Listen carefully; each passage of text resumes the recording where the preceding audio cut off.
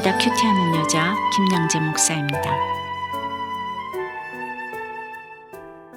오늘 큐티인 말씀은 사도행전 21장 17절에서 26절까지입니다. 하나님 아버지, 복음을 위해서는 그 어떤 값도 잘 치르는 저희가 되기 원합니다. 말씀해 주시옵소서. 듣겠습니다. 복음을 위해 값을 잘 치르려면 첫째, 질서에 순종해야 합니다. 오늘 17절이 예루살렘에 이르니 형제들이 우리를 기꺼이 영접하거늘 이라고 해요. 예루살렘에 오면 결박과 환란이 기다리고 있을 줄 알았는데 형제들이 바울 일행을 기쁘게 맞이하다니요. 이 형제들은 누구죠? 어제 16절에서 바울은 예루살렘으로 가는 길에 한 오랜 제자 구브로스 사람 나손을 데리고 가니 이는 우리가 그의 집에 머물려 함이라고 하였지요. 그러니 바울을 기꺼이 영접한 이들은 아마도 이 구브로스 사람 나손의 가족이거나 바울의 복음을 호의적으로 받아들이는 예루살렘의 일부 교인들이었겠지요. 어떻게 해서든 바울을 끌어내리려는 유대인 중에도 바울을 형제로 생각하는 이들이 있었다는 것입니다. 그런데 18절에 그 이튿날 바울이 우리와 함께 야고보에게로 들어가니 장로들도 다 있더라고 해요. 이 말씀은 곧 바울 일행의 야고보가 지도자로 있는 예루살렘 교회로 갔다는 것이지요. 그리고 19절에 바울이 문안하고 하나님이 자기의 사역으로 말미암아 이방 가운데 사신 일을 낱낱이 말합니다. 그런데 여러분, 예루살렘 교회는 바울을 파송한 교회도 아니잖아요. 더구나 당시에는 바울의 복음을 받아들이지도 않았지요. 그러니 굳이 선교 보고를 할 필요가 없지 않습니까? 그럼에도 바울은 교회의 질서를 존중하고 그 질서에 순종한 것입니다. 반면에 그 자리에 있던 장로들은 어떻습니까? 바울의 선교 보고에 관심이 얼마나 많다고 그 자리에 다 있었을까요? 바울을 그토록 적대시하면서도 바울의 선교 보고를 듣고 하나님께 영광을 돌리다니요. 그 속내가 뭘까요? 여러분도 한번 띵크해 보셔요. 바울의 선교로 말미암아 하나님의 나라가 이방에까지 확장되었잖아요. 게다가 그 이방 교회에서 예루살렘 교회를 위하여 구제하원금까지 보내주니 그야말로 할렐루야 아닙니까? 그런데 여러분, 받을 거 다 받고 하나님께 영광을 돌린 다음 그들이 하는 말이 무엇이죠? 네가 이방에 있는 모든 유대인을 가르치되 모세를 배반하고 아들들에게 할례를 행하지 말고 또 관습을 지키지 말라 한 다음을 그들이 들었도다 합니다. 다른 사람의 입을 빌려서 바울의 복음의 문제를 딱 제기합니다. 아니, 우리의 사도 바울이 언제 어디서 누구에게 이런 말을 하였죠? 오직 믿음으로 구원받는다는 걸 강조했지 율법을 지키지 말라고 한 적은 없잖아요. 심지어 디모데에게 할례를 행하기도 했던 바울이잖아요. 그럼에도 유대인들은 율법주의적 사고에서 벗어나지 못했기에 바울의 사역을 피상적으로 바라보고 무작정 오해를 하는 것입니다. 적용 질문 드립니다. 여러분은 지금 무엇 때문에 하나님께 영광을 돌리고 있습니까? 돈이 잘 벌리고 주식이 오르고 아파트 값이 팍팍 올라서입니까? 자식이 합격하고 취직해서입니까? 그러면서도 남을 정죄하고 있는 것은 무엇입니까? 복음을 위해 값을 잘 치르려면 둘째, 비본질적인 문제 앞에서는 때때로 유연한 태도를 보여야 합니다.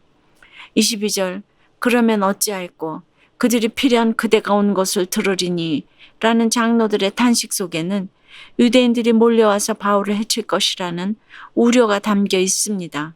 그러니 우리가 말하는 이대로 하라 하면서 23절부터 나름 사태 수습 방안을 제시합니다.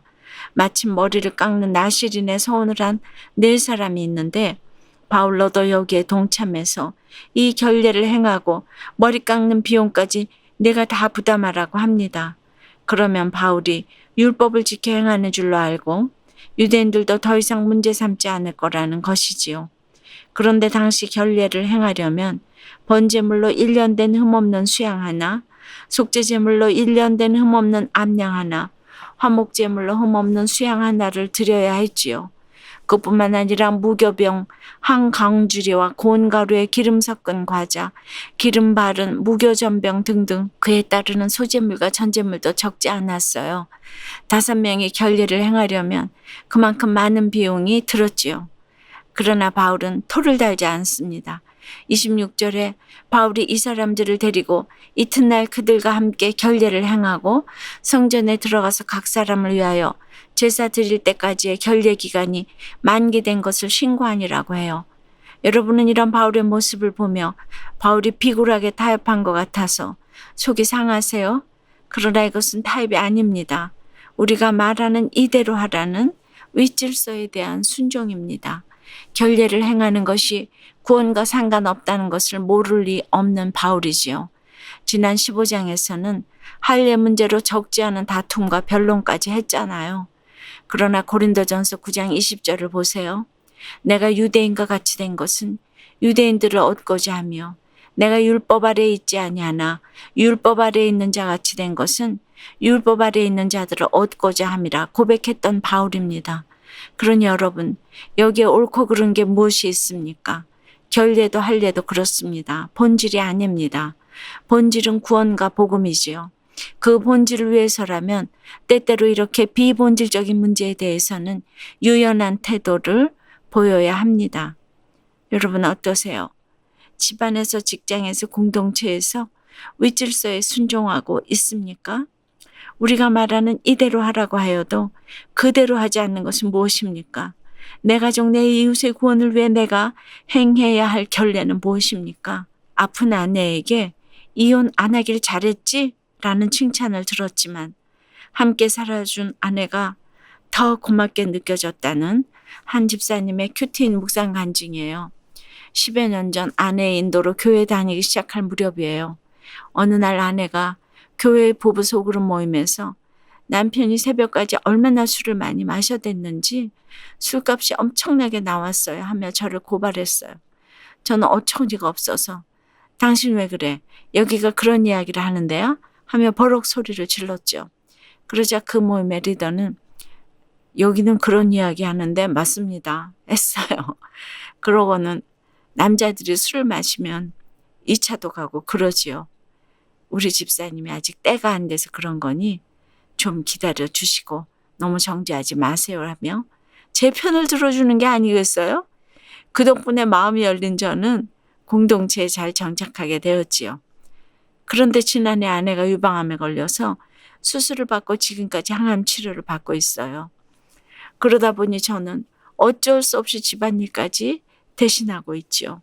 그런데 얼마 전 아내가 이러는 거예요. 여보, 내가 그때 당신과 이혼 안 하길 참 잘했지. 그때 헤어졌으면 다른 여자만 호강할 뻔했지 뭐야.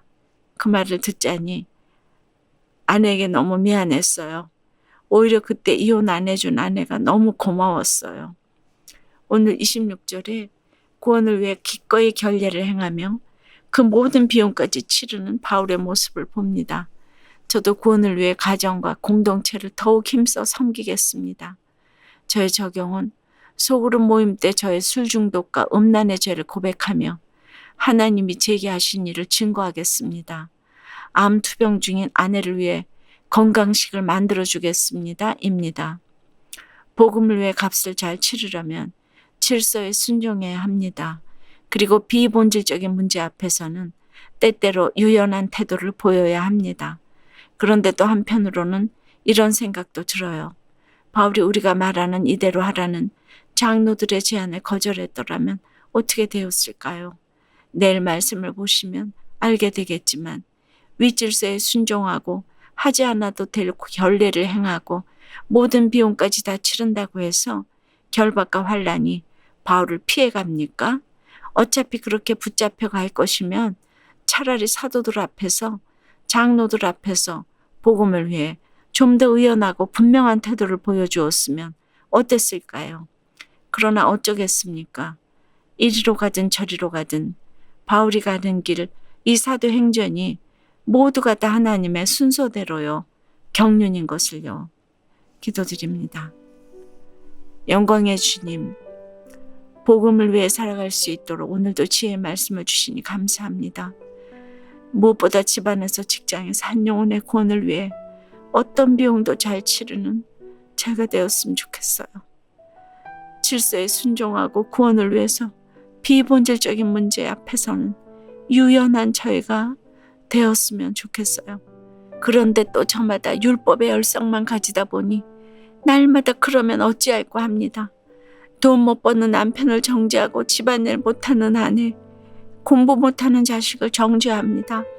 주여 용서해 주시옵소서. 이 시간 코로나 사태가 더 이상 확산되지 않도록 붙잡아 주시옵소서. 백신 공급과 접종이 원활해져서 모든 국민이 면역력을 가질 수 있도록 모든 과정을 살펴주시옵소서. 그래서 무엇보다 이 땅 예배를 회복시켜 주시옵소서. 코로나로 무너진 가정 살림과 나라 살림도 회복해 주시옵소서. 특별히 자영업 하시는 분들이 어렵습니다. 한 분 한 분 찾아가 위로해 주시옵소서. 모든 형편을 회복해 주시옵소서. 살려 주시옵소서. 예수 그리스도 이름으로 기도드리옵나이다. 아멘. 지금까지 우리들 교회 김양재 목사님이었습니다.